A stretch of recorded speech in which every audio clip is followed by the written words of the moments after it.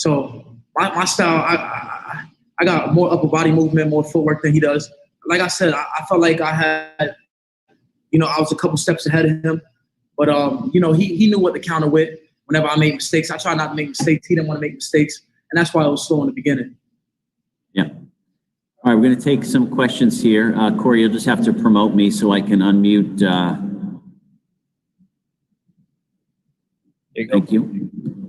Go ahead, Keith Eidick from Boxing Scene. Keith, you're up. Congratulations, Erickson. In the 10th round, he hit you with the right hand that seemed to make you lose your footing a little bit. How hurt were you at that point, and what did you feel? I was able to recuperate fast. It was a nice shot. It was a blind shot. Props to him for being able to throw that shot and land that shot. But I was able to recuperate. Like as soon as I got hit and I buckled, I was already back in the fight. It's nothing that I had to really back up or continue holding him. I made sure my footing was good. I made sure everything was okay, and then I got right back to work, and I ended up hurting him. So by the end of the 10th round, you felt okay, in other words? For sure, yeah. You hit him with a really good right hook. I know there wasn't a lot of time left in the fight, but how did you feel you hurt him with that right hook? I felt like, honestly speaking, I felt like if there was at least one more minute on that clock, I could have stopped him. I felt like I could have stopped him. He was badly hurt. He continued holding me until the end of the fight. Did you sense him wearing down? Because you went after him in the 12th round. Did you sense him wearing down at some point? Not too much. He was able to hide it pretty well. But I knew my hand speed was faster than his. I knew I was just like a couple steps ahead of him, like with everything, every department. And I knew my hand speed, my footwork was faster than him. So I knew I just listened to my corner. They told me, keep letting off shots and keep turning him. He's gonna run into something. And then, he backed up to the ropes because, he seemed vulnerable at that time. So I threw a big right hook and I landed it. And then I wanted to get him out of there, to make a statement in the last round. But, he was able to, just survive pretty much.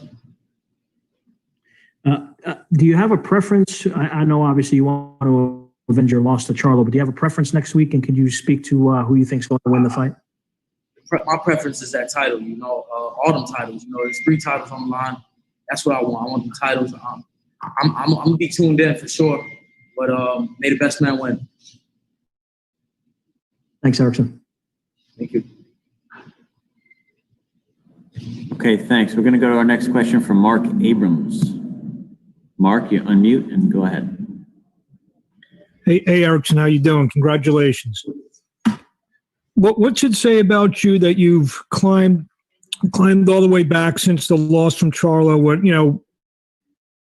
When sometimes a knockout like that could make a lesser fighter maybe go the other way, and you climbed all the way back, and you're right on the brink of where you were before.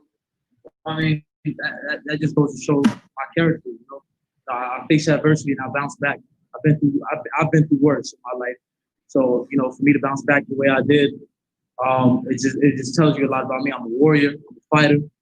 I've been fighting my whole life, so I'm right back. I'm right back to the mandatory spot. I'm the mandatory for the WBC title, and I'm ready to become champion. I think Mauricio Sulaiman for giving me this WBC silver strap. I'm ready for the world title. Thank you. Okay, it looks like we got a question from Steven Sereno. Steven, unmute. You can ask your question.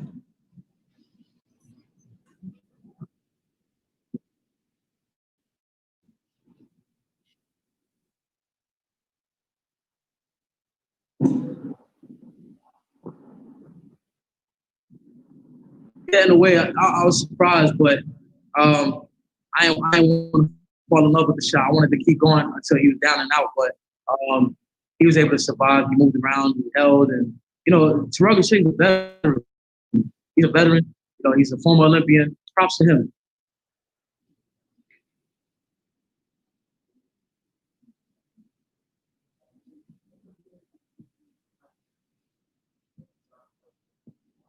Yeah, for sure. You know, when I was going back to the corner, Kevin was telling me this is what I was talking about in the gym. And like, it was definitely what he was talking about in the gym. He told me how Terrell Gausha was going to come out here and fight. And it was definitely the way he came out and fought.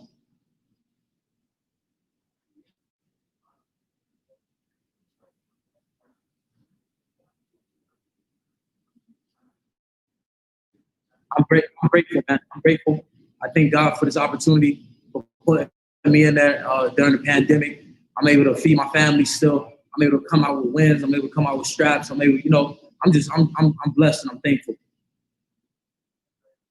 Thank you. Well, thank you for the questions, and thank you, Eric. And we're grateful to have you and Terrell and all the fighters tonight enter the ring and perform well. We appreciate you. Very good finish.